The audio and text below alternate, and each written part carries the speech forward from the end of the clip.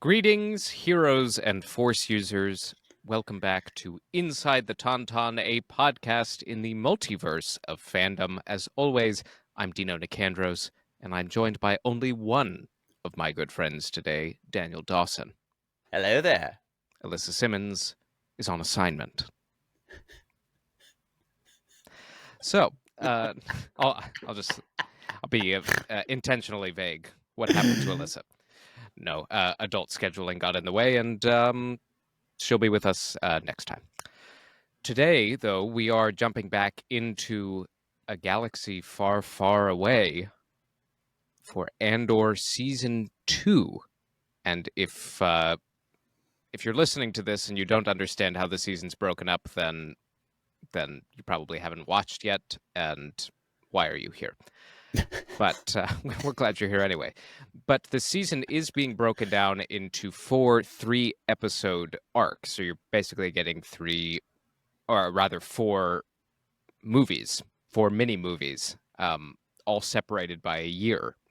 So what we are doing is going to cover each one of these arcs in one episode for the next month. So we hope you join us for that. And this is episodes 1 through 3 of Andor, written and directed by Tony Gilroy. And by God, we're Star Wars fans. I don't know who you are or where you came from. I am Art. I thought they smelled bad. On the outside. Smells like a new car in here. Inside the Tauntaun, this is our opening song. Alyssa, Daniel and Dino, talking nerd stuff, come along. Inside the Tauntaun podcast, please like and subscribe. Well, Here we are, back to the roots. back to Of the old what roots. This podcast feels like an old warm blanket. An old war blanket. Caked with I blood. said warm, but yeah, you're right. It is I like thought a you war said a blanket. war blanket. Yeah, Caked in blood and And other tears things. and loneliness. Oh, God, I mean that's kind of how I felt after the conclusion of watching these first 3 episodes. bleak and dork and very thought-provoking and what we all wish Star Wars would be, and it is, which is refreshing and nice. I think that is a fair point. It's what we've been calling for in Star Wars, I think. But but what season 1 did so well, and what I think they're already off to a great start here, is that The Mandalorian and Ahsoka and Obi-Wan and Obi-Wan. all of those shows exist in the same universe as Andor, and they all vary in tone and aesthetic. Well, we talked about this when we talked about this last season too. Yeah. that it really every flavor has its place. Yes. Yeah. And I think that's what's so wonderful. I'm not sure everything needs to be Andor, and I'm not sure everything needs to be Mandalorian. And yeah, because I think that there is a if you took all of the levity and bubble gumminess of normal Star Wars, I probably would miss it in a lot of ways. yes, well, yeah, yes, Yeah, I feel like C-3PO's his cuteness, we'll call it, just wouldn't fit in a show like Andor. or even Han Solo quipping his way through an asteroid belt. It's Totally. it's Absolutely. That you definitely could not say, they fly now? They fly now. Right. In a show like this. Right. Couldn't do it. But I think, and this is just the broadest of broad, I think what Andor does so beautifully is paint this undertone for all of the joy of the, let's say the original trilogy, and really brings to the forefront the sacrifice that sets them up for success. And, Absolutely. And it really is amazing if you go back almost 10 years now to when Rogue One came out. Oh my God. The whole premise of Rogue One was just a couple of lines derived from the opening scroll from A New Hope. And the fact that they've now built out 2 seasons and a movie worth of storytelling about everything that sets up the Rebel Alliance as we know it. It's so impressive, and that we actually like care about too. oh, deeply. You know, I because won't speak for you, but yeah, very you deeply. care for it. You better care for it. No. But I like truly, I care about these characters, even though I know they're mostly all, if not all, going to pass away. In the end of it all. If not at the end of this season, certainly in Rogue One. Oh yeah, right. Sorry, spoiler alert, but Right.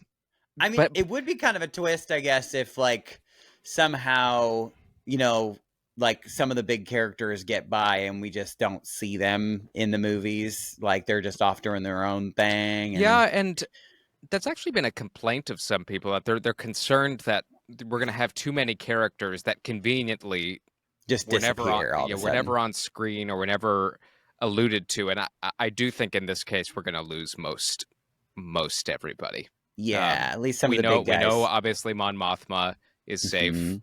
Right? um, Because she's actually in the movies. right, and that's about And that's about it.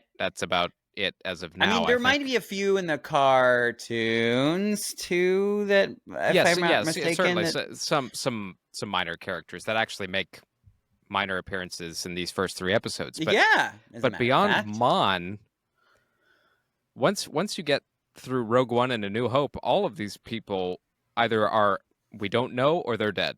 They go on. And but anyway, I think the irony of the success of this show, and this was just my reading of the perception of it when they announced it, was who asked for this? You know, like who asked for a story about, you know, one of the leads of Rogue One, but not even the lead of Rogue One. Right, And right. why I are remember how we- I felt when they announced it. I was just like, Interesting. okay, cool, I guess, but do we need it? No. I mean, in my opinion, it's turned out to be the most significant and rich storytelling in Star Wars since I don't remember when. Poignant and timely. Yeah. Just a lot of all the above. It's you're right. Absolutely. But honestly, I was thinking about like timeliness of it, Mm-hmm. and this season was written like 2 years ago. Oh, sure. So I was reflecting on that, and I was like, well, How unfortunately, would they know where we are currently in our well, political? unfortunately, Andor has been timely since Since time began. since time. Time memorial. and I think that's why they're able to pull so many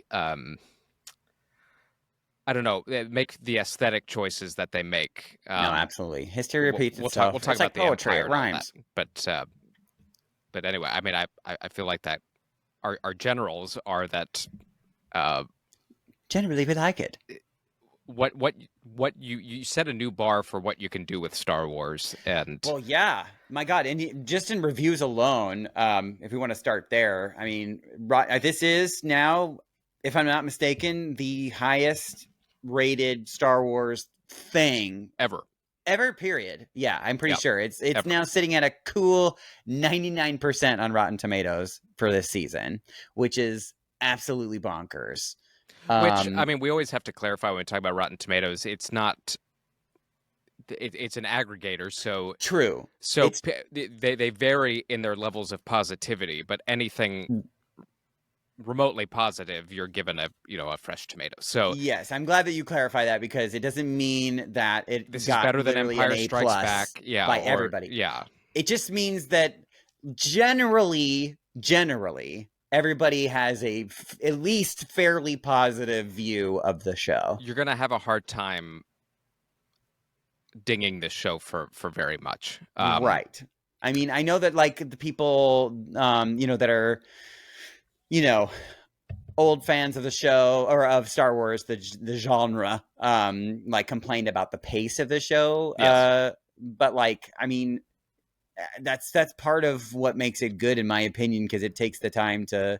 It doesn't like take a breath like unnecessarily. Well, look, if and this is opinion, so I'm not coming at anybody, but please don't come at me. if your opinion is it's super slow after you watched season 1, Mm-hmm. and after these first 3 episodes, you think it's slow, then did you watch season 1? Yeah, Because it right. started the same way, Yeah, where no, it no, was no. just And I have to, clarify that I have not actually read a lot of the reviews of the season. I was remembering from last season. no, but you are spot on. That's Mhm. I've kind of And they haven't changed the pace. I mean, I no, guess in a sense they like they're the pace is changing in a sense where now, like, in between every 3 episodes, we are going to jump an entire year. yes, That's a pretty fast pace. which we'll talk But about that that in just a happens second. off screen. But even how how the first episode is edited, Yeah, sure. the setting the table for where everybody is, that Totally. alone makes it extremely interesting to me. But Andor's slow burn in season 1, they're following the same general formula here, and thank goodness. Yeah. Honestly, I get it. And look, I am the biggest consumer of pew pew, and like I love that aspect of Star Wars. Sounds kind of dirty, honestly. But I love it. I love it even more when it's earned. And Yeah, absolutely. Help and me when understand how your characters got from A to B. Yeah. Yeah. um, And like, no, they have presented more than enough motivation for most, if not all, of these characters oh, to do what absolutely. they're doing at this point. I mean, fuck, poor Bix, man. She just like can't catch a break. I mean, and of course it's interesting because I remember like what she went through in the last season. I'm thinking like, oh, they're like setting her up to be like to become evil or something because she's like getting like Interesting. mine effed. You know what I mean? Like I Yep. thought that she was gonna, that she was being what's it called? Not hypnotized, but like Well, no, she was listening to the. I mean, to she the was screams of psychologically the tortured. right. These children who were Oh my god, it's so murdered. awful. I mean, so yeah, not the poor like she has probably suffered some of the greatest like types of torture that. Yep. And unfortunately, it's stuff that like it's cool that this show does this because it would never happen in a normal Star Wars show. But they're really showing like the darkest sides of like what happens in war and like Yep. rebellion and all that. Like, I mean, this is now officially the first Star Wars period that has ever had any type of things to do with the R word. We shouldn't say it because we might get doxxed for it, but yeah, it rhymes with grape. Yeah, I mean, I have thoughts on that, and I think the best way to kind of game out what we just watched and going forward, not going by episode necessarily, but going by character arcs, and sure, they're arranged in such a way in that I think it's really easier to talk about everything that happened by just kind of following through lines. No, you're absolutely right, because it feels like we've got almost very like Lord of the Rings style, or Two Towers style. We have kind of three like kind of story arcs that are happening, or really 4. I mean, 4. Yeah, you have 4, and then they converge into 3. Sure. So you have Cassian and who is honestly I literally the first thing I thought of as he was like trying to fly that TIE fighter is that like it reminded me of like how I feel because I'm like a PC guy, like trying to like work Apple products. I'm just like, everything is backwards. Why is the exit on the left side, not the right side? Hitting or just any flight simulator where you're hitting everything. Why is the y-axis inverted? God, there is nothing you haven't hit. So we have Cassian's story, and we'll unpack that first, and then we have Bix, Brasso, B2, and they're on Mina Rao, and that's where they escape to after leaving Ferrix at the end of season 1. Then we have the big Mothma wedding on Chandrilla. Right. that there's your other storyline, and then a little bit of croissant. and then it's a little short. It's a little smaller arc at the moment, but then you have what the Empire's up to, and our reintroduction with Krennic and God, I love him so much. Yeah, Ben Mendelsohn. So For those the are the through lines we'll be following. So first, and the love story arc between oh yes, yeah. on So Coruscant. really 5. So you have Kind of, yeah. I mean, that one's a very, at least at this point, is fairly minor, but yes.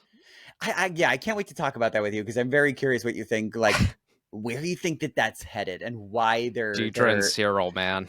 Why they're giving that so much weight? I mean, at the very least, it's funny as hell. Yes, like yeah. The meme potential already has oh been my realized. God, Cyril is a gold mine of.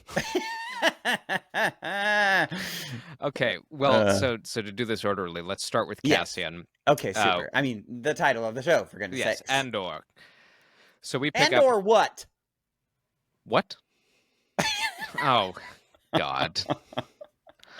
Literally every time I hear the word and or. So we pick up on the Andor. planet Sinar, which eagle-eyed Star Wars fans will know this is where TIE fighters are built, other Imperial vessels. That's how Sinar has been referenced for years and years, going back to the expanded universe. So, and if you don't remember that, it's okay because I didn't either. Well, thank God I'm here, I guess. Truly. Thank God. Thank God for me.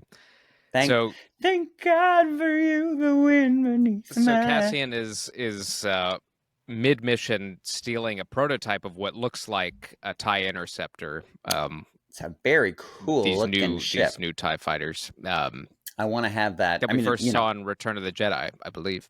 And but never the inside, right? No, Not really. No, and that's the practical effects are just so good. It all feels so real and so tangible. Yeah. And somehow makes sense. I mean, it's like silly in its design, but also elegant at the same time. It's, There's something. There's something so stupid about how the Empire builds things, but they're also. It looks like I suppose I think that if you're gonna break it down, like because I have to think sort of how they've been presenting the show so far, and how they're trying to paint the Empire as like like they're kind of cutting corners, to save money and cash. Like it does feel like it's very minimalistic. Like there isn't even there's barely even a chair in the thing, right? Right. Well, it's hilarious. He climbs in. He's like, oh my God. Where's the chair? I mean, he didn't say that, but he was thinking that with his brain. It was very funny. But really, the tension kicks off from the very beginning, and he's meeting with another spy in this facility, and I mean, right off the bat, you're getting a real sense of wait. If I die, was it all worth it? It feels so heavy, and you could ask that question. Any of the characters in this show could ask that question. Any of the rebels in this, she's instructed not to. She has orders not to look at him, for plausible deniability. And this poor girl, I love how. I know this sounds kind of like mean or something, but it's not. I love how ordinary she is, because it just makes me feel. It makes it feel that much more relatable. Like this lady could have been anybody, and the weight that she feels by making this choice. It kind of also reminded me of the kind of the Matrix thing, because it's just easy to live in the Matrix, if you don't know what's right or wrong, you know what I mean? Yeah. But but once you're out of the Matrix, that's it. There's no going back in without knowing what you know. Right. So she knows by making this choice that and she even says, which is so depressing, she's just I actually had a good time here, she said, I've had fun. Yeah. And so you're thinking this girl may never have fun again, but for a higher cause. You know what I mean? Well, she might very well be dead. Be dead, right? They don't. I don't think we get that confirmed. No, but God willing, we'll see her again. Maybe. Of course, I think that might be kind of cheesy if they come back. We're like, yeah, I'm no, okay. no, I think she's. It is great where they left it though, because it makes us like it definitely like it tugged my heartstrings. I was like, damn, that poor thing. But also, like, good for you for fighting for what's right. And but at what cost? yeah, no, it's a great point. Just the focus on ordinary people and doing, being seemingly Extraordinary small things. cogs in this ever building machine. But just pitching in however they can. And, yeah, in whatever way possible. And then, of course, And Maggie's pitching in whatever way she can. She is the highest pitch, really. The highest pitch. But then,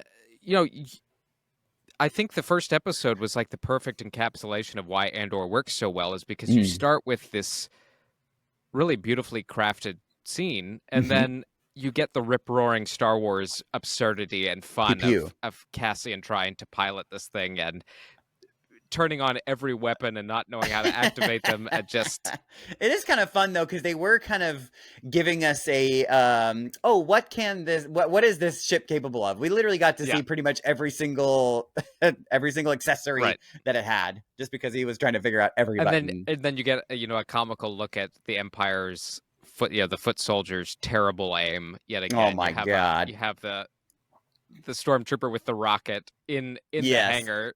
He's right slow there. Reload. Just and you're like, really? Inside? You're gonna okay, cool. But that was such a great sequence, and it was excellent. Another looked expensive. Looked expensive, but also just a great combination of your practical effects, which Star Wars fans love so much, and just unbelievably good CGI. And I'm very interested to see a behind the scenes of this episode in particular, I think, but just throughout. But yeah, I'm curious, like if there were any parts of that ship, because like you said, the CGI was so good, it almost looked like it was like a real physical prop that they were moving around the room. But then he manages to blow his way out of the hangar, and then he sure did, and then makes quite the escape. And yes, indeed. So where he goes next, after kind of drifting for a bit, he is supposed to meet someone for a drop off of this ship, deliver it to somebody, and lands on this forest planet. And this is where he encounters the Maya Pei Brigade. And this is probably some of the most frustrating scenes to watch. God. And it's just like, you guys. I just know if there are people who don't like how Andor season 2 started, I would venture to guess this is why. Like, this group is probably why they didn't enjoy it. Because but it's interesting because like my annoyance that I get from these people, it has nothing to do with my enjoyment of the show. In fact, it just enhances it more because, like, I think I understand the purpose of why it was there. Yes. It's partly to show that, a rebellion is imperfect. You know what I mean? Like there's going to be like to everybody uniting under one band. Like I think that's what kind of like my childhood version of Star Wars thought, because they never really explored this kind of stuff. We just think like, oh yeah, everybody rebelled and they all got together and then they fought the Empire, period. You know what I mean? But it's an alliance though.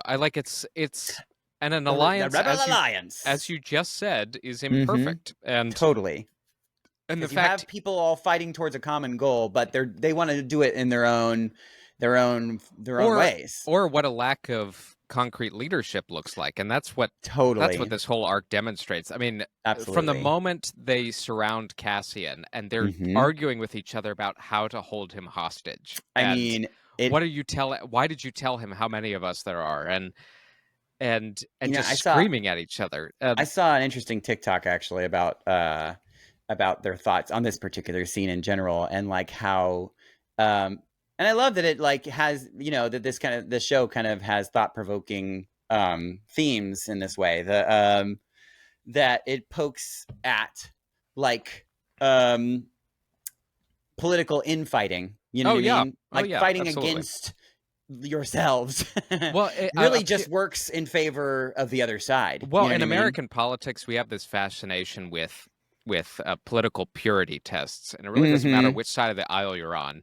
You have this group of people on both sides who are obsessed with dogma and like this is the way, and if we can't have all of this, we can't have any of it. Right. And there's just no compromise. And that's literally what plays out here, and that's a great point you're making.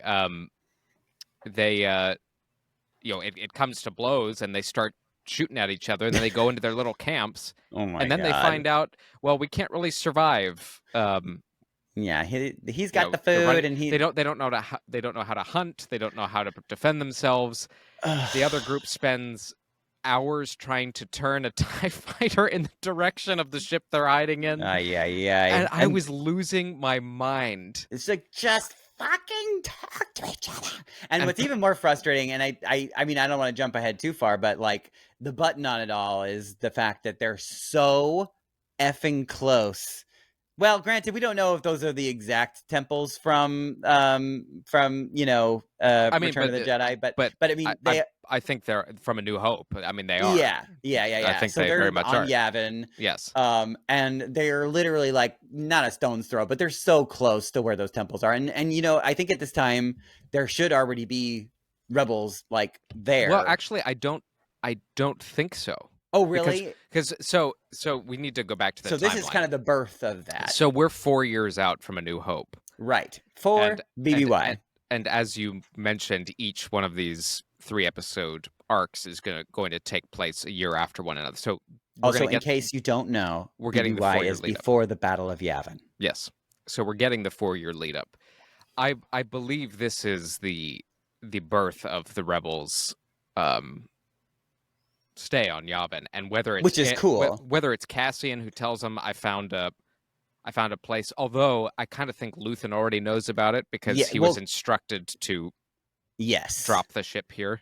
Totally. But yeah, the rebels. Well, and there's also apparently already people there. And they're stationed there. Yeah. So the Maya Pei Brigade was mentioned briefly. Maya Pei, she doesn't show up physically in the episode because she did. Well, they think that she is, right? What? Maya, is that right? What did you say though? They think that she's dead. Oh yeah, quite possibly. Right.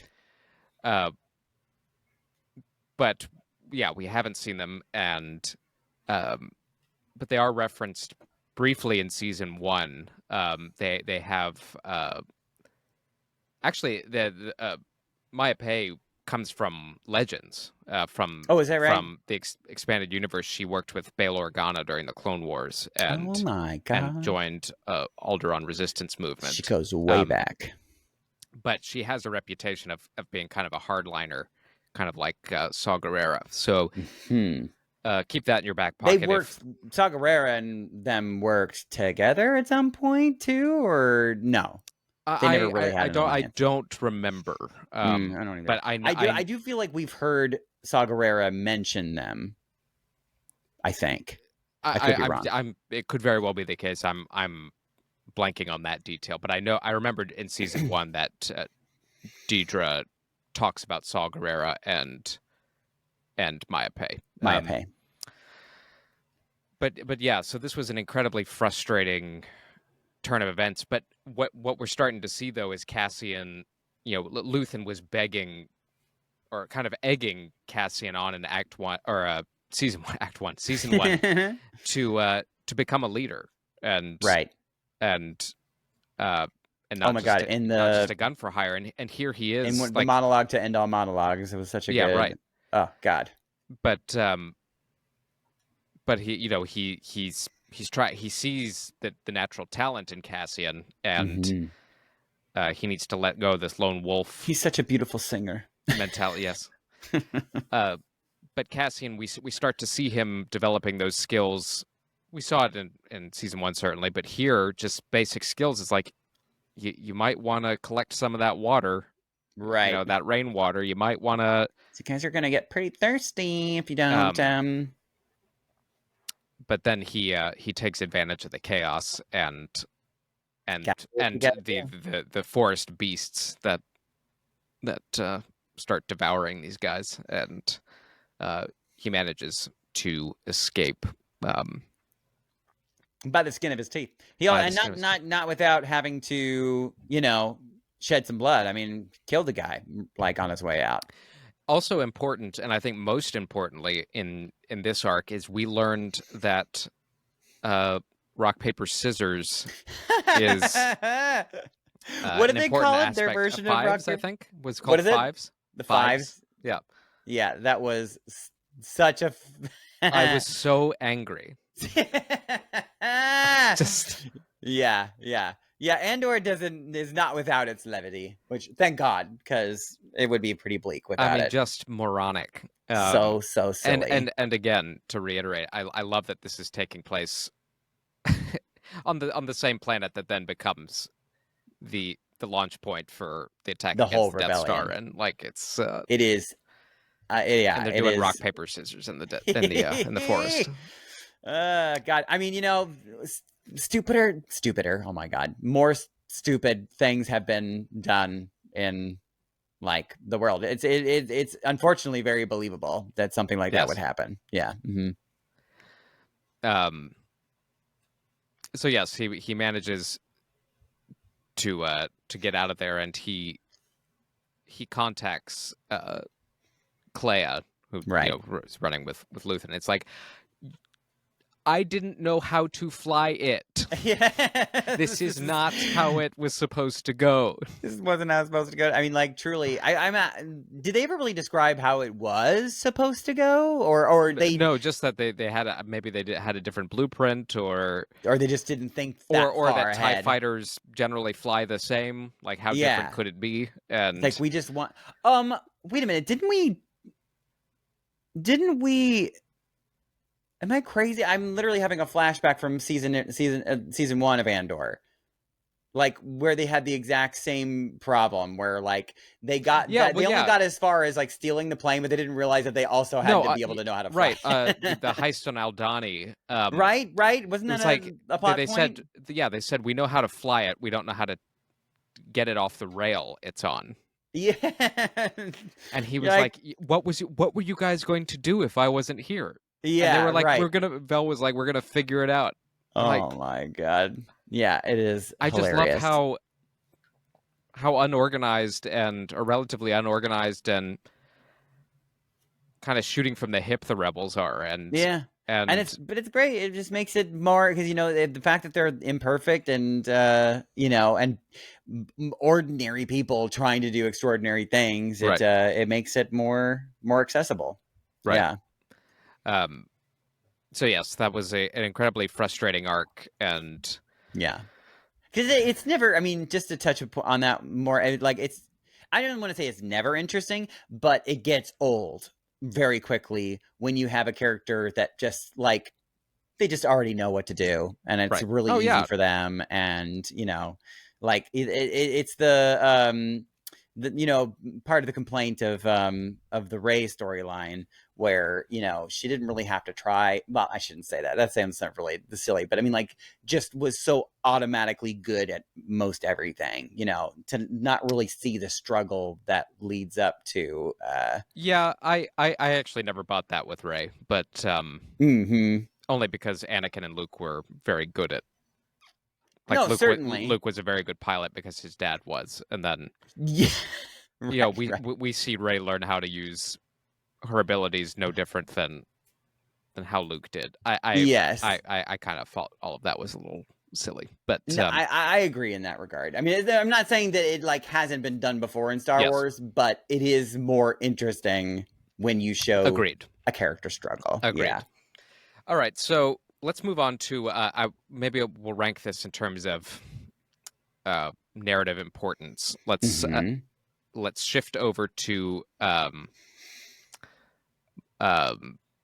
Mina Rao. So we're introduced to this new, seemingly agricultural planet, and that's something I love about Star Wars. Love and I think it's just kind of an adorable thing about Star Wars is that like planets are like so. At least I think most of the planets in Star Wars are like so not complex. It's like you got the wheat planet, you got the fire planet, you got you know what I mean? They're all just like they specialize in one thing. That's their deal, and this happens to be like. I guess, like the farming. An agricultural hub. Yeah. Mm-hmm. And so this is where Bix, Brasso, B2, Willman, they've retreated here, and they're working as mechanics on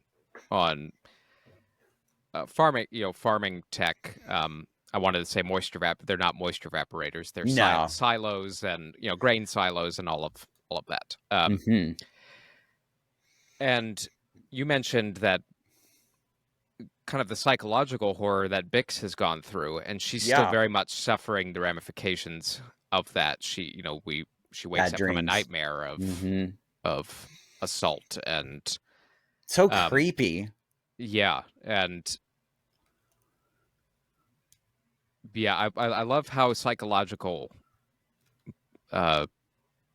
this show gets, and that was a big emphasis in season 1. And I guess it just kind of is a testament to her strength, because truly at this point I thought that they were going to have this storyline where she was like completely broken. Yeah. Well, and as we talk about what she goes through, you could say the final nail in the coffin in terms of who she's going to become is what she experiences at the beginning of this season. And rather than it being a breaking point, it's a building point. It's a building block. Sure. Which I think is kind of the only if you're going to go there, which there's a big debate raging online about should you go there in Star Wars? If they should have gone there at all. And I would say if you go there, it has to serve a greater purpose. And, certainly. And I think feel like, in that case, it very much does. I feel like it's how we get our characters from A to B. Yes. Yeah. And there is going to be I think a pretty significant switch within her. Yeah. Yes. So the Empire shows up on the planet, and they're doing. I just to kind of go back, it would be like the difference of it's what we wish we would have gotten for Daenerys Targaryen. To see her going from A to B. We didn't get to see how she got to be like cuckoo crazy mad queen at the end. Like it just kind of happened all of a sudden, and we were like, "Oh man!" I'm sure there was more to that story that we should have seen, but oh well.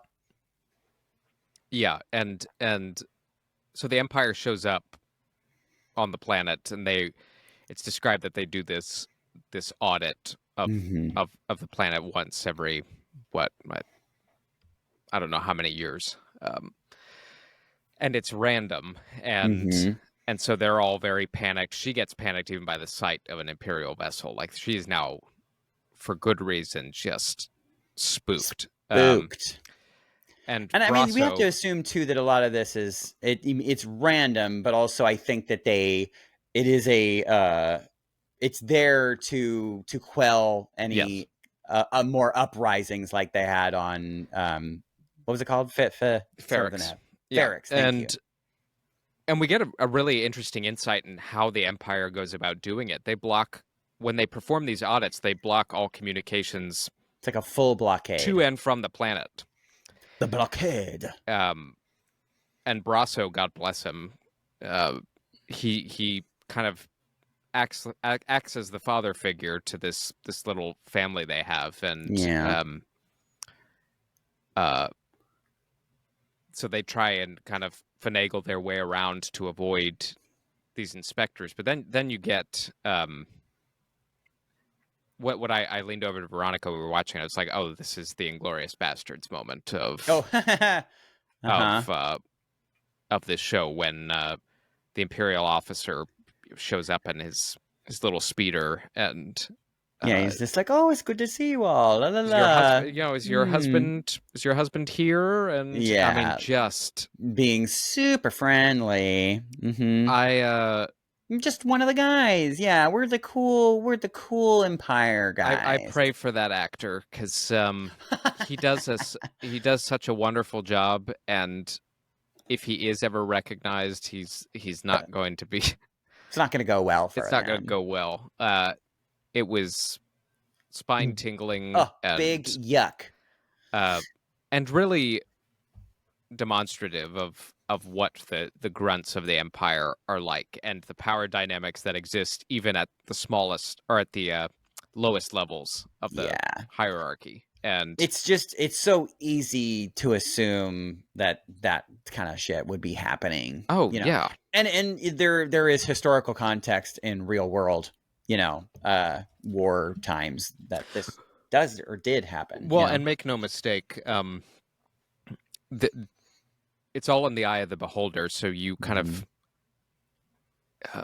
you could look at Andor and Star Wars at large from any perspective you wish, and but it has never been clearer that the Empire is a pretty close 1-to-1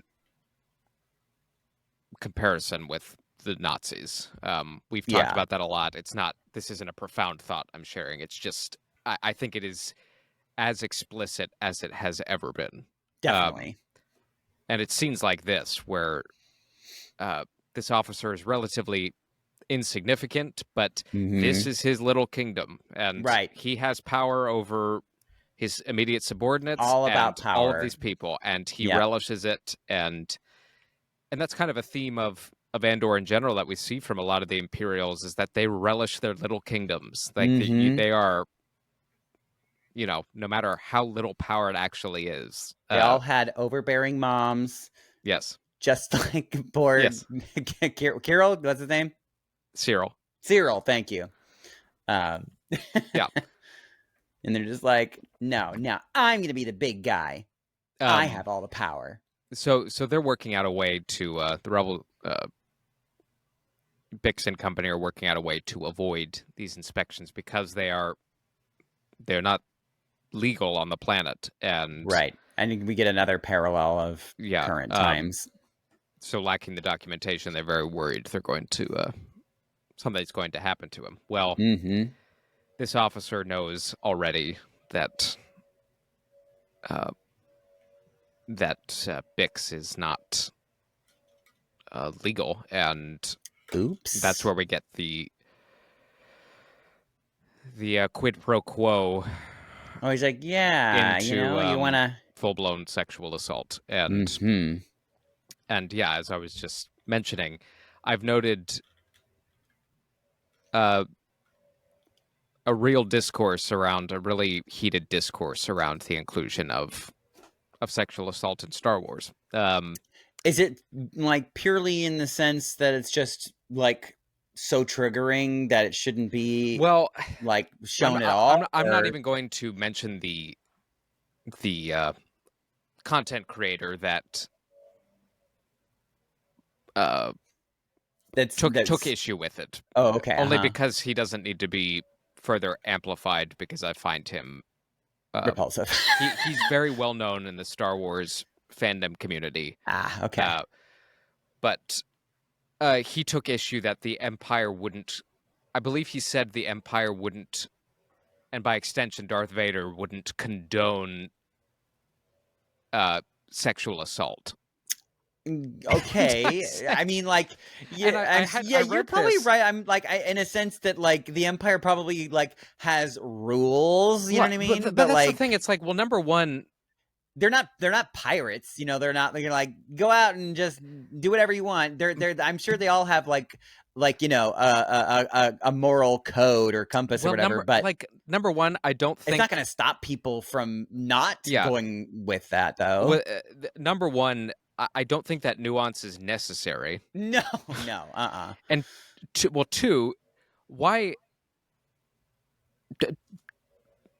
why are we talking about Darth Vader, and why would he give a flying what? Yeah, I mean, you're really thinking about it, like You're talking about a guy who choked out his wife, so like I don't right, the most abusive husband ever. He I mean, the guy is not like surveilling every single person in the Empire at all times. So, and nobody expects that. This guy, but this guy, even if they were, I think that this guy was so messed up that he probably would have tried it anyways, just because he's just like, he's thinking in his head like, oh yeah, but that is a reality. I mean, that is a reality. Unfortunately, you could absolutely make the same claims about Nazi Germany and to your point, say, yeah, well, the Nazis, I'm sure, had laws that prohibited sexual assault of that nature. Yeah, they did it anyway. They sure did it anyways, en masse. Mm-hmm.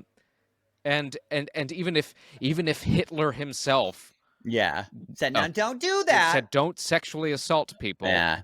I mean, come on. World War II was one of the greatest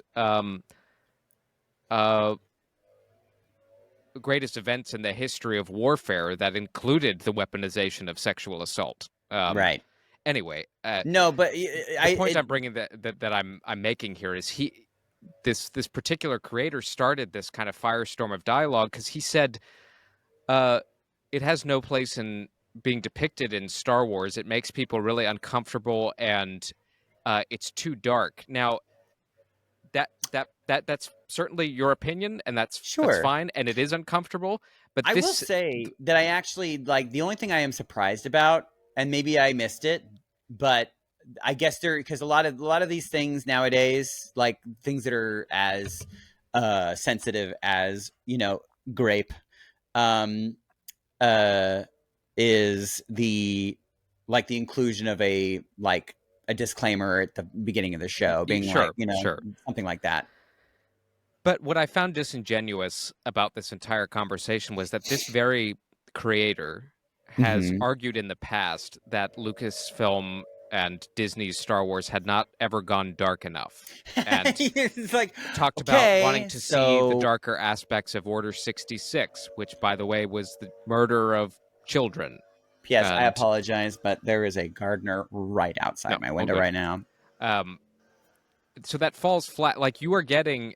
This is the definition of gritty Star Wars. Truly, it doesn't get much darker than this. I don't... There is no winning with the fandom menace, as they... there's...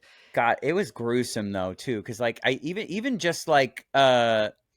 And just how visceral them fighting each other was, because it could have just ended with just her stealing the gun and shooting him in the head, you know what I mean? But she had to brutally kill this guy, and hearing his screams when they kind of pan away, really horrific. Yeah, no, it is hard to watch, and I'm not discounting that. What I do discount and I take issue with is disingenuous commentary because, I don't know. He felt like sexual assault was being shoved down our throats, but I was like, but you've also, in the same breath, advocated for a more detailed look at how Anakin slaughters children, and it's kind of this right.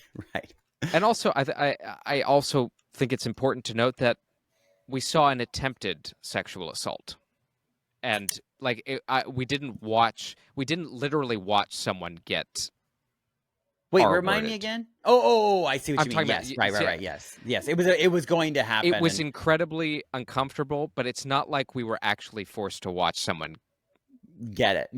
I mean, regardless of whether or not she was actually they didn't go all the way, she was yes, that yes, is yes, and I apologize if I'm not delicately handling this, but no, I understand what you mean though. Yes, I'm just making the point that it could have been a lot worse, is what you're saying. They depicted this the only way they could have, which was visceral, ugly, scary, but without being gratuitous from the sexual standpoint. Yeah. Agreed. Almost like I don't know, kind of in a very sick way glorifying it, or for sure. all of that is a long-winded way of saying as jarring as it is in the context of Star Wars, I think it works. Yeah. I And it think was nice to see it end the way it did, with the guy yes, dead on the very floor. much dead. Yes. Yeah, that was nice. That was nice.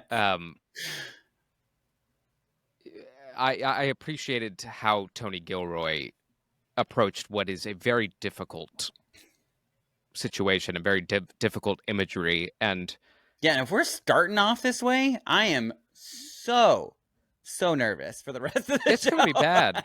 It's gonna be bad. really Like bad. if you ask It's for gonna get adult, ugly. anybody who has asked for adult Star Wars, you got it. Like this You is got what you asked for. so why are we now pearl clutching when it's like we're going to the dark place now?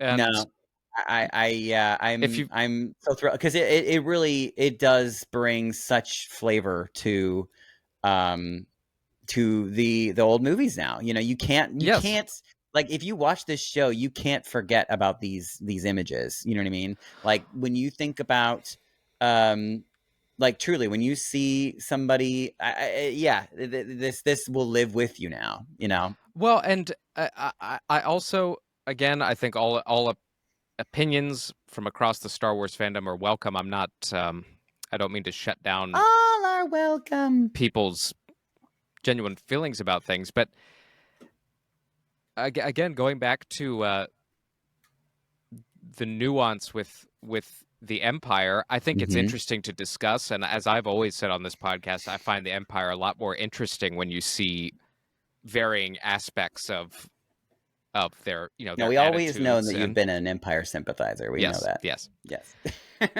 But I think in this case, and what Andor is trying very hard to do is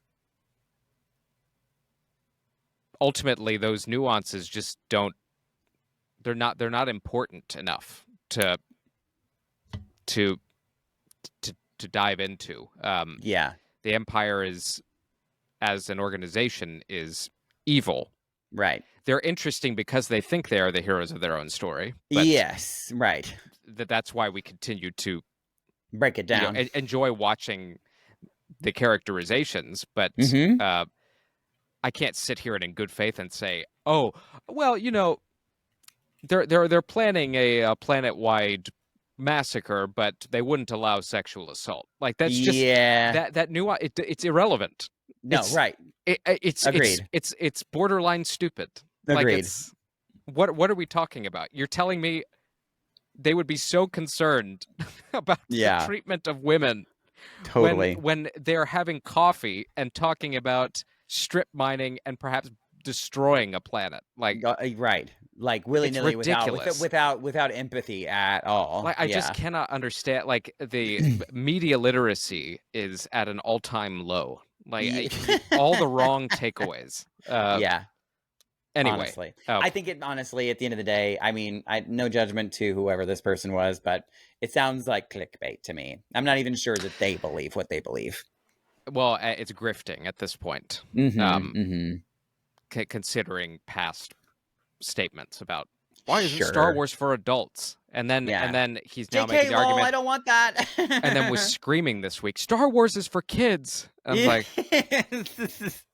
which, by the way, it is important to note: don't watch this with your kids. Yeah. Don't do that. Andor is not for kids.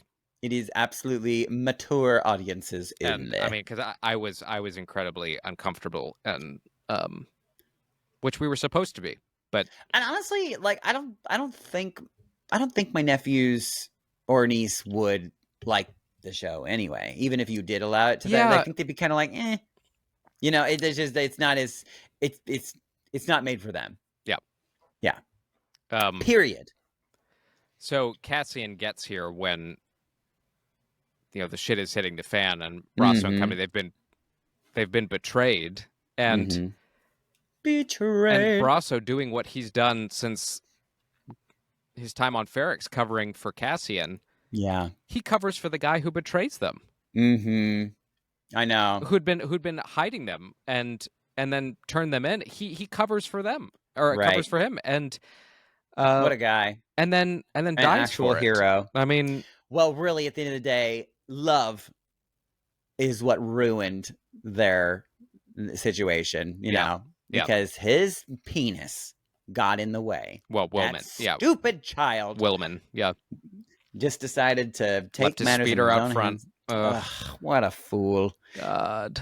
But, you know, again, very believable. Yeah, the failings of good intention, Yeah, exactly. pathway to 'Cause hell and good he's- intentions and all that. he's thinking in his head, you know, oh my God, I'd be like the worst person if I left without saying goodbye or something like that, you know, but And then it has its consequences. Cassian rescues them, but here we go again. Cassian's lost. He lost his mom. Now he's lost His best friend, best basically, friend. more or less. Yeah. His situationship with Bix is complicated because Mhm. she's now just mentally I don't even know what the right word is, just broken. And Yeah.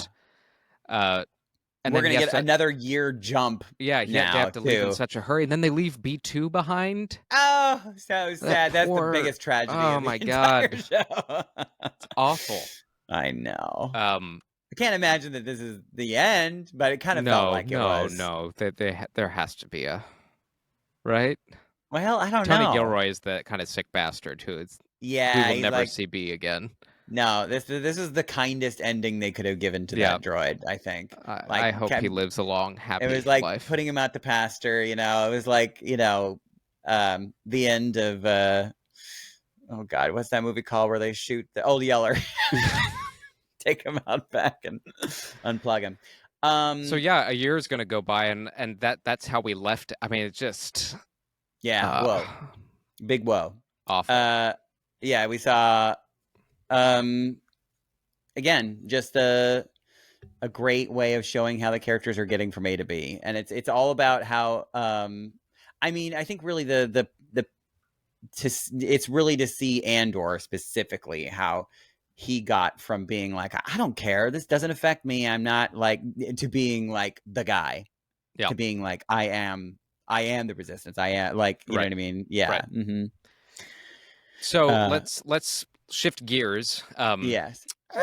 Another very significant, important storyline we have what Mon Mothma's up to, and when last we left them, she was offering up her daughter Lita to the son of Davos Skolden, who is a unsavory banking character. Yes. And so the very interesting thing behind that is that, you know, we can see the pain in her eyes, like, about doing this because she feels so guilty for doing this, but like on the other hand, her daughter like wants it, which is so strange. Well, so we get to see Chandrilla, which very First cool time. to see, very beautiful. They shot on location in Barcelona, up in the mountains of Barcelona for Chandrilla. Barcelona. It is a very beautiful place. Gorgeous, and the cultural aspects of it seems like they've pulled from Japan. They've pulled a little bit from medieval Europe, a little bit. Sure. I mean, it was so fascinating. The ritualisticness of it all. Well, and I appreciated that none of it needed explanation. That it was this is just how they do things. You know, just the whole wedding ceremony is really years. You know, I thought it was actually really elegant and beautiful. The wedding ceremony now enter my circle, and the families walk, not in front of the kids. Yes. Well, Jesus.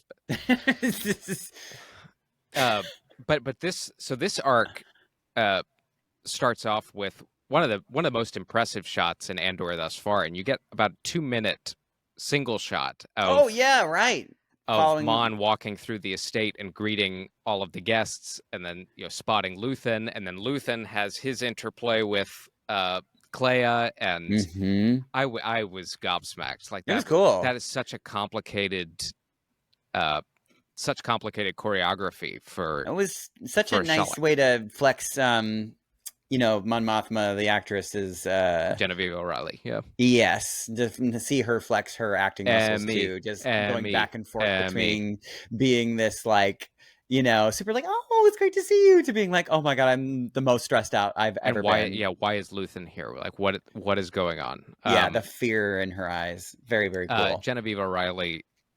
It has to be said now. Emmy award. She's doing and we excellent haven't work. even. And we've got 9 episodes to go. Yeah, Like, right. Yeah, um, she's slowly becoming a Star Wars MVP for sure. So, in the backdrop of this wedding, we have this incredible tension that develops.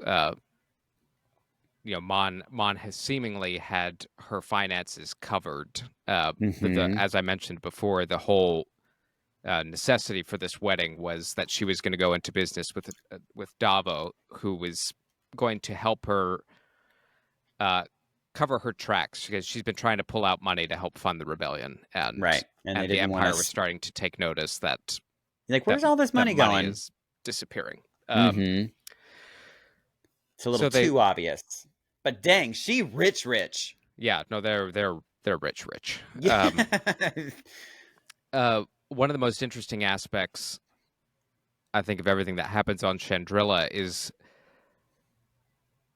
the tragedy in her own right that Mon has to deal with. So you mentioned her relationship with Lita, and right before the ceremony, Tetsuwada. she has this conversation with her.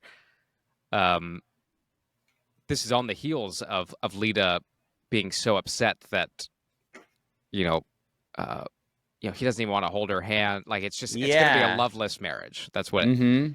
But on the heels of that, where Mon already feels horrible in that she's basically had to sacrifice her daughter's happiness for her freedom and for freedom rebellion. of choice. Yeah. But then she has the conversation. I'm going to tell you something I wish my mother had told me. You don't have to do this. Yeah. And then to have, as you just said, Lita say, I wish you were drunk. Like, I wish you had been drunk when you said that, because it's so stupid. And yeah, whoa.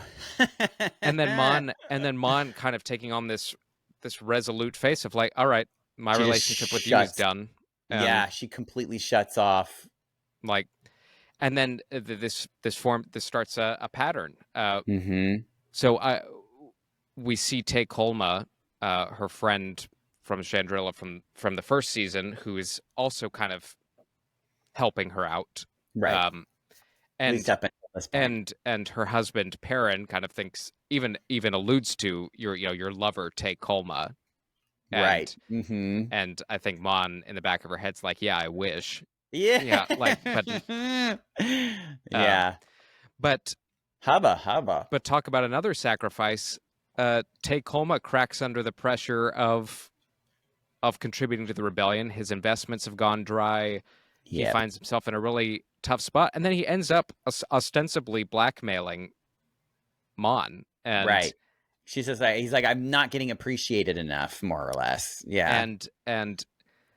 And it's a really tough situation, because Mon put him in this position, and he's not responding, I think, in the way she'd hoped. And then Luthen catches wind that, like, if I wasn't here, were you going to tell me that this was happening? And that is a crack, a very large fissure that could ruin everything. Like, and then right, and it could blow the whole thing open. Sides, it could totally blow the whole thing open. And then before Luthen even alluded to it, I turned to Veronica. I was like, "Oh, Tay's a dead man. That's a dead man." And Mon knows it. Mon knows it already. The fear and sadness in her eyes was so obvious. Yeah, I mean, she is burning every relationship she has, and oh man, it's just like the sacrifices that she has to make is pretty.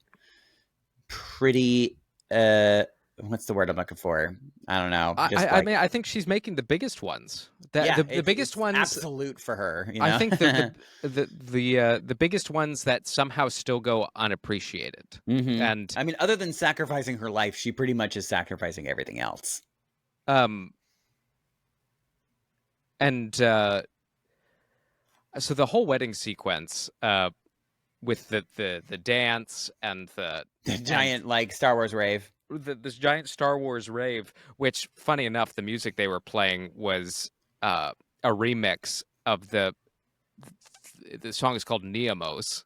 Oh, right, yes. And that was the planet in season where, 1, where right? yeah, Andor Cassian is arrested, the beachside planet.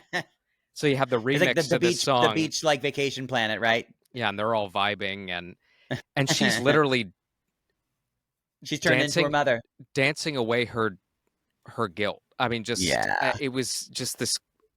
I think she had clocked her taking at least 3 shots, if not 4. Yeah, she's hammered and in despair and this moment of joy, and she's dying inside. Well, not to mention, like, we've been talking about these arcs like one at a time, but seeing that juxtaposed like right next to the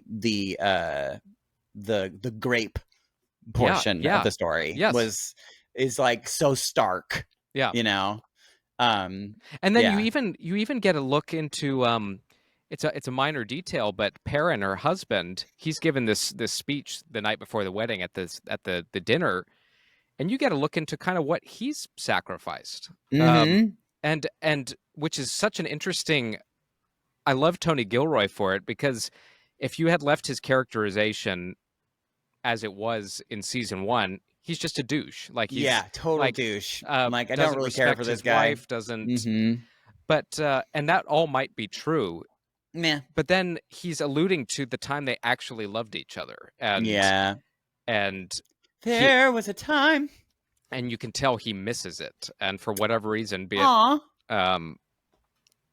so everybody's giving something up, and too little, too late. And then to another degree, you have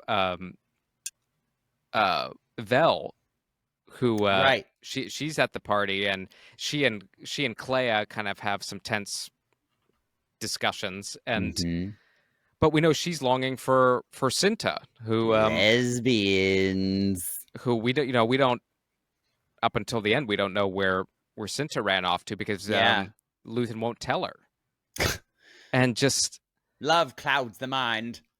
And then for the one shot you get of Cinta, we find out is Tay Kolma's driver, and I was like, well, there she is. That's a dead man, and Cinta's gonna be the one to do it. And oh man, I am curious if, like, do we feel like he dead off screen, or do you think that, like, we're gonna dead off screen? Yeah. Like, that we're just assuming he did. I think so. You know, it's funny. I don't know if it was Wikipedia or Wikipedia, but it's one of those like encyclopedia for Star Wars sites. But it actually does state his year of death as 4 BBY. And so they just, like, I think they're already assuming. And that's just more of the. I love the care Tony Gilroy takes in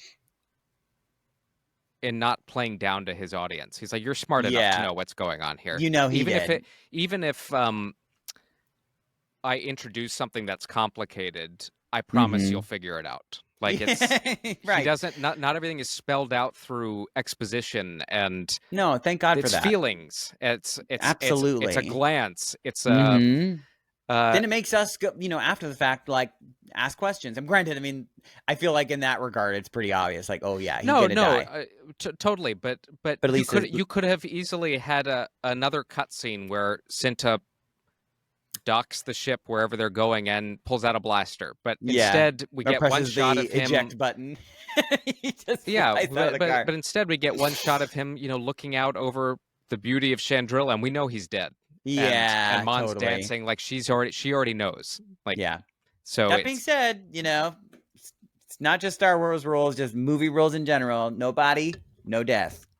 Yes, no, I understand, but he's dead. Very dead. Yeah, I would be pretty surprised. Him being alive would undo that entire dance sequence. That's they'd have to do a lot of cleanup in that regard. There's no point. And a year is I going to go agree. by. They would not let him live another week, much less a year. Right, because so he could ruin so much within Yes. that amount of time. Yeah. No, Luthen had decided long before Mon That he would be did. going to be Like, dead. he's- Yeah. Mm-hmm. So I thought all of the Chandrila. And honestly, she probably knows it too. Well, yeah, And it's part of the reason why she's dancing, and getting drunk and trying to forget. that's what I. Yeah, that's I got what your troubles. That's Come what on, I'm get saying. happy. It's like that. That was Yeah. her. That's why it would undo all of that. It's Yeah. it's acceptance that I just lost another. My family. I've lost and my, everything. Yeah. My Even though it's potential all- lover. yeah. Oops. The Chandrila arc is What I did for so really love. fantastic and Yeah. disturbing in its own way, and in a very Mhm. different sense than what we were just talking about. And again, for the pacing of the show, like very like, I think in normal Star Wars shows, they would have been at that wedding for like a scene. We Yeah. got 3 full episodes of Yeah. this one Well, wedding. they promised us a 3-day event, so I sure love did. I Yeah. love how they. They went exactly by the time. I loved that too. Absolutely. So now let's switch over to the Empire. The We talked Empire. about them in regards to what they were doing on. I Mina like to Rao. believe that behind every Imperial period, like any Imperial person, officer or not, has a mother. Like Cyril's. Like Cyril's. I feel like they're all that is the cause. So we'd seen promotional material. We'd seen something that suggested that Deidre and Cyril were going to be an item. I was shocked Laves. though that it has become domestic. They're just I was playing house stunned. now. And she's definitely wearing the pants of And the family. Cyril is the wife. Yes. I know, not to be sexist, but truly, No, but that's what they're playing at. That's literally what it is. Yes. I could not believe it, and It is wonderful. Definitely the levity of this season so far, which is like, I mean, it was funny before too, but like, but this was funny. This is a very funny scene. And so we find Deidre. She's I'll go to the Krennic meeting in a moment, but just to talk about Deidre, her reputation is not in good standing after what happened on Ferrix. And but yeah, it's like good and bad though too, because they're like, she was, apparently handpicked by Krennic. but that's because of her skills, but her reputation, right, as it stands, is in bad shape because she wants to be on the front lines of hunting rebels, and she's told very explicitly by Partagast, nah, you not now. out. Yeah, like, you gotta you gotta do this first. You spent your capital fucking up on Ferrix. But so it's interesting. She now has this dynamic with Cyril. It's really the only thing she can control in her life, and he is a pet. Yeah, and we see this when Mom comes to dinner because she's the one who's been grooming him, and she's posturing, and just this ridiculous. That scene at dinner is just so wonderful. Friggin' funny. It's wonderful. But you see Mom trying to tell New Woman like that Cyril's mine. Yeah, And literally, like if they were dogs, like she'd be peeing on him, right? And like, then he gets all he gets all fussy and gives us the greatest Star Wars meme in existence of him laying on the bed. Oh my god, throwing himself on the bed just like a little child. And it's so funny. And when he gets up and goes, and Deidre turns to her and says, essentially, here's how it's gonna go down. So you're going to butt out. I will let him communicate with you at specific times. Yes, he will contact you twice a month. If this is not agreeable, you will be investigated by the ISB. And she, I mean, like, Mom almost immediately gets put in her place. Yeah, there's a respect level almost of... Yeah, she's like, oh, shit, okay, yeah. And then you have that moment with Deidre practicing her smile in the mirror. I immediately thought back to season 1 of Luthen doing the same thing when he drops into character, where, he kind of throws his arms up and it's a lot more jovial. Also just like a cute, like fun poke at Star Wars in general, but just like her like deciding what she's gonna wear. Yeah. It's just like black on black, and it's just Yes. like, okay, there's no other choice. But never has a smile looked so unnatural on my a person. God. And I just thought this was a delightful, How to smile without your eyes. a delightful and absurd kind of look into this really sick, almost psychosexual, not even like. But I am curious though what you think. Like, I mean, like in a way, does it kind of make you root for them? No, Not at all. no, I don't root for them. It's almost like pity.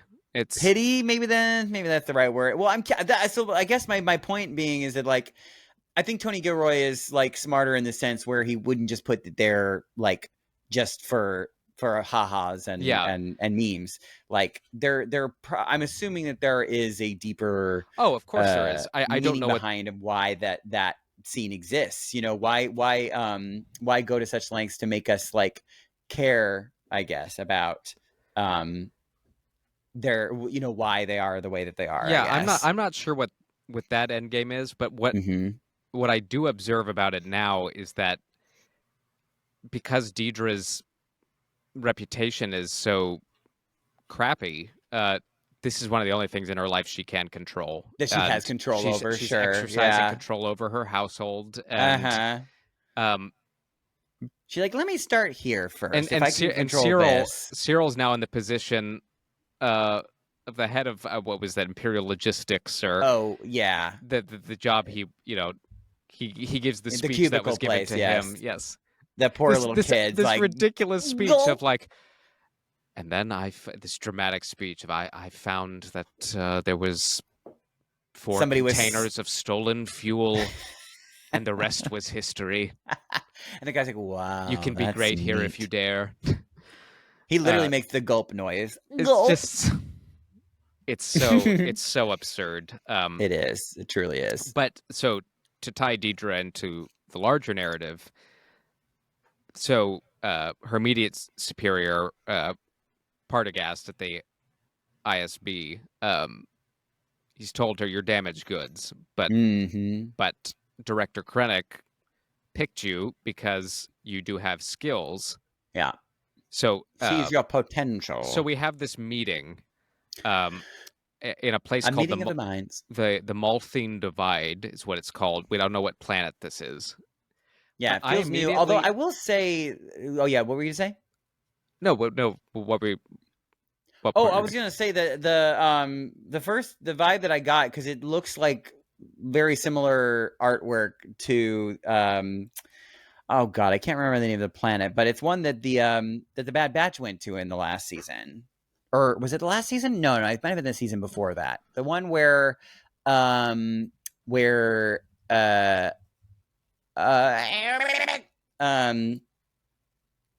the smart one that dies? He falls, but then he doesn't really teak. Sorry.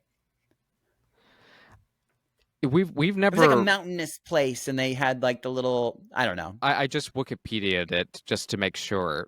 I don't think it's that place, but it just reminded me of it. We've never seen Malthine Divide before. Yeah, I think you're right about that.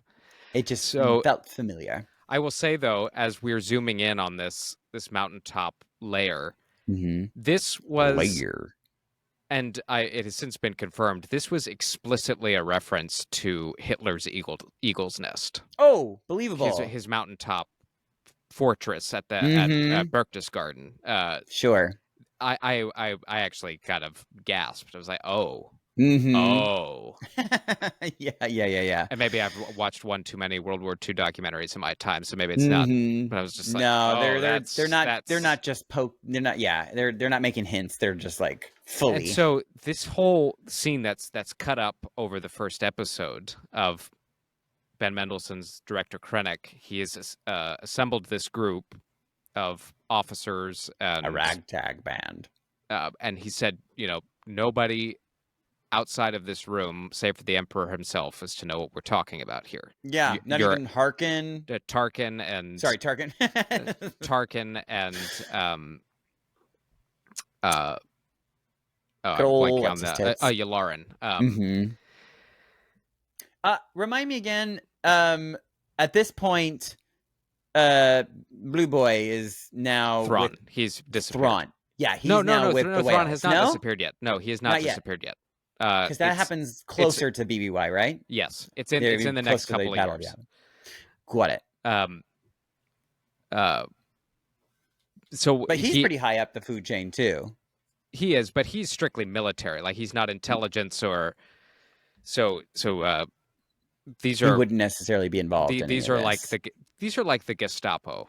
Like right. They're which was actually quite different than the German army. Like they almost, or the SS. They all kind of have their place in the hierarchy, and they have autonomy, and they hide things from each other. And it does feel like they're covering their bases with all facets of it, not just the planning of it, but also even the propaganda of it all too. Yeah, you know. So that's kind of the crux of the scene is they start playing this retro futuristic, I mean, old timey World War II style. Yeah, it's like newsreel of they're talking about this planet called Gorman, and it is a place where a specific thread is woven from these spiders that they have incarcerated, and they provide textiles to the galaxy. And so, they're all sitting around, and you see Deidre and Partagast kind of make eyes at each other, like what's the point here? Is this? But then we find out this planet is one of the only sources of an important mineral called calcite. Right. And that's a new word for Star Wars. I believe so. Yeah. But think of it as the oil of. That's how they're talking about this. This but resource. More special than yes, and its importance to finishing the Death Star project. It's supposed to coat the reactor lenses, I believe, is the technical use. Well, the phraseology that he used, where he said it's the source of unlimited power. Well, and literally talking about the Emperor's energy initiative and pushing forward the economic prosperity of the Empire. So this is where it dives into really grotesque Nazi territory. There's a movie that I actually watched it a few years ago during the pandemic, and it came out, I think, in 2001 or 2002, and it's called Conspiracy. And it's Stanley Tucci and Kenneth Branagh and a couple other really great actors. But you said it's a documentary? No, it's a movie. Oh, a movie. Got it. Called Conspiracy. And it's the story of the high-ranking Nazis that got together in the opening years of World War II to discuss the final solution. Oh, shit. And like the actual logistics of it. God. Heydrich and Himmler and all the worst ones. So dark and scary. And they sit around talking about this over lunch and coffee and dessert. And that's all the movie is. It's just around a conference table. And that's exactly what this was. Oh, sure. Yeah. They're basically talking about like the murder of an entire planet of people. Krennic's saying, so in order to get this stuff, we have to do a particular kind of mining. And one of the officers might make the core of the planet unstable. Yeah, one of the officers at the table says it could result in the complete collapse of the planet. And Krennic is like, yes, I understand that.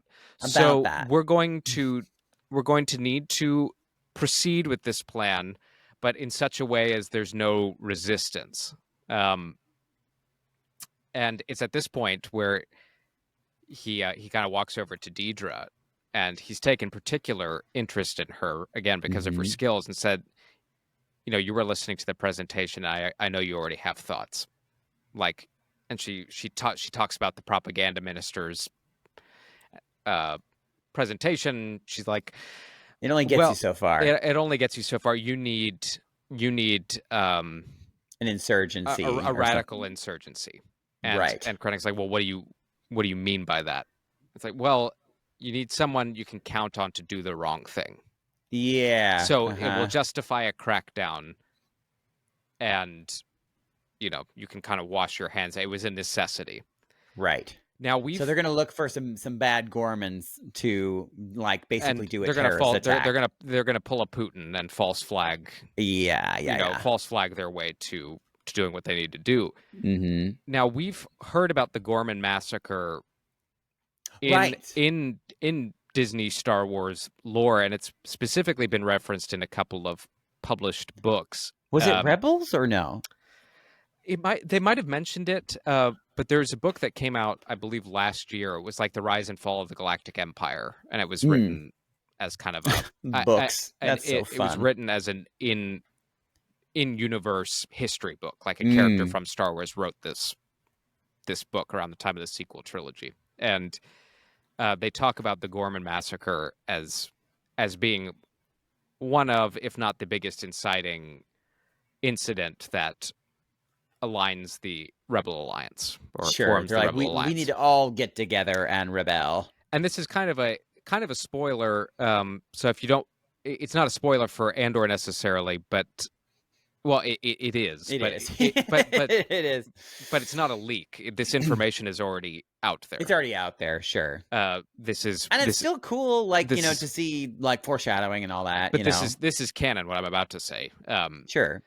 I mean, it would basically almost be like saying, like, and Cassian Andor dies. Well, no. I mean, what I'm about to say is kind of the spoiler. We know the Gorman massacre happens, but it actually turns out to be the event in which Mon Mothma publicly declares her. Right. We don't know what the Gorman massacre is. She's not hiding anymore. She's not going to live on Coruscant. But she gets up on the Senate floor and blames Palpatine for it. And right. And that's the then thing. The rebels. She's rescued by the rebels. The ghost. Right. The ghost.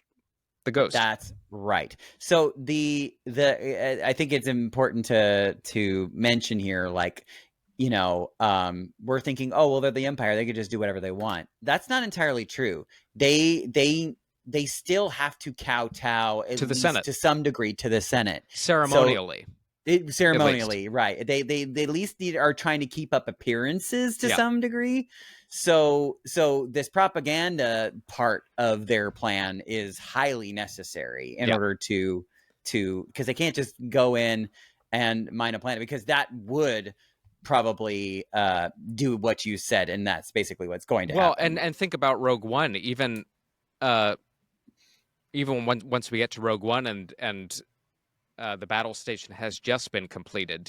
Vader's lecturing Krennic and says, "No, there is no Death Star. Jeddah was destroyed by a mining disaster." Like, right. And it's not until they blow up Alderaan that that Tarkin comes in and says the Emperor has disbanded the Senate. The weapon works. We don't need them anymore. Yeah, right. Because it's basically like holding a gun to their head. Yes. For lack of a better term, yeah. So it's interesting to watch the Empire, and there's even in that room, there's varying degrees of skepticism and even some concern. I think Partagast and Deidre are kind of like, I don't know if that's the best way to go about this, and they even talk about seen that, and it doesn't work. Partagast even says at one point he's having a conversation with one of the other officers, and he said, "Well, I think we can get away clean with this because we're not really invested in the planet." And the other guy says, "Well, we're building the army, the Imperial Army is building a base there," and he's like, "Oh, for God's sake." And so it's just like funny. They can already see the cracks. Yeah. Yeah, it's funny to watch the bureaucracy. They don't talk to each other. It's very compartmentalized. And Krennic hates Tarkin's guts. We already know that story. And And it's even funny to watch Ben Mendelsohn as Krennic. His characterization, even here, when Vader or the Emperor is not present, he's very much more in his body and theatrical, and like he knows he's in charge. And then you put him in a room with people who are more important than him, and he's just a little nothing. He's right. That's kind of the point I was making earlier about just watching all of these Imperials in their respective contexts Just how they act. And flexing their muscles and then being very little men. And I love how Mendelsohn in an interview recently said, I wanted to make Krennic a bit a bit fruitier, and that's how he put it. And I was like, well, bingo. Yeah, good job. Just how he gesticulates. And he's a lot more flamboyant. Yeah. And, like throwing his cape around, and he's a diva. He is a diva. Yeah, he's being he's kind of being at least in this meeting is being very theatrical in his presentation to a certain degree. Yeah, it's all grotesque and yeah. But I love the setup for what's actually going to be pretty, as you mentioned, it's going to be pretty harrowing. I think. Yeah, I'm not looking forward to that. I'm gonna say I'm making a very bold prediction. I think that what's her face and what's his face? Well, maybe not both, but Deidre and Cyril, one or both will turn on the Empire. Really? Mm-hmm. Yeah, I do. And that will be either contention between the two of them, or the both of them are just be like, the Empire really just is so dumb and they don't know what they're doing. I'm out. Do you know what I mean? Yeah, it's possible. There could be a middle ground there to what you just said about. Yeah, they're like not necessarily for the rebels. Yeah, the Empire's stupid. Like, this is stupid. This is dumb. It's not working, and they don't listen to me. I know what the hell. Like they just don't listen. Yeah. It's. I'm actually quite nervous about where this heads, because it's not Me too. good. Yeah, man. Like we said, like if this is where they're starting, it will get worse. It's so impressive that it grabs the attention in the way it does, even though we know Cassian dies at the end of all of this. Yeah, like right. We know where all of this ends, but yeah, but that's what a successful prequel makes you forget, that you know what the end result is. Yeah. And I really think once we're done with this season, you can't watch Rogue One or A New Hope the same way again. No. Knowing all of this has happened as it has. But well, I think we methodically covered. Tony Gilroy even apologized specifically to podcasters, and he said, he's like, "This is gonna be hard. This is gonna be tough for you guys." So I don't know about you, but I'm a bit winded. But I know, same. I'm sweaty. But like it's worth it to talk about it, because again, it's just so good. I can't wait till next week, and we're going to talk about 3 more episodes. And holy cow! Hopefully with Alyssa with us, and yes, and God willing, I mean, when Alyssa's with us, she definitely cracks the whip as far as time goes. She'll make the episode a lot shorter. I think we did just fine considering what we were covering. Good, all things considered. We didn't. I agree. I'm looking at my notes here, and I feel good about what we accomplished. So Me let her too. talk. Yeah, and if you made it through the whole thing, good for you. I'm interested to. And thank you for listening. I'm interested to hear what Alyssa has to say about some of the stuff we talked about.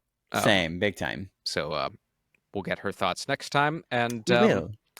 Thank you, yes, as Daniel just said, for sticking around. I know this one was a big one, but but gosh, we love Star Wars, and we love you for sticking around. Follow us on the social medias at Inside the Tauntaun. Subscribe on YouTube. We got blue-balled a little bit by Celebration, in that we were going to do our first ever trailer reaction. So be on the lookout for those at some point. Those, we will pick and choose which we do that with, but hopefully you will like that. But we will see you next week. I think we might be doing double duty next week, because we have Thunderbolts. Oh my God, it's going to be a big You're seeing week. it Thursday, we're seeing it Friday, so lots to talk about. My God. But as always, this is Inside the Tauntaun, a podcast in the multiverse of fandom. I'm Dino Nicandros. And I'm Daniel Dawson. And may the Force be with you always. Inside the Tauntaun podcast, please like and subscribe.